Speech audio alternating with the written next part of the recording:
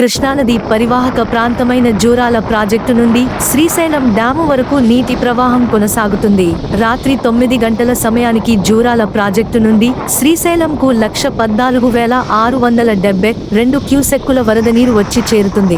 కొత్తపల్లి మండలంలోని ప్రసిద్ధ పుణ్యక్షేత్రమైన సంగమేశ్వరం టెంపుల్కు భారీగా చేరుతున్న వరద జలాలు వచ్చి చేరుతున్నాయి. ఈ క్రమంలో శ్రీశైలం బ్యాక్ వాటర్ సంగమేశ్వరం టెంపుల్కు చేరుకున్నాయి. గంటకు క్షేత్రం వద్ద నీటి మట్టం పెరుగుతుంది.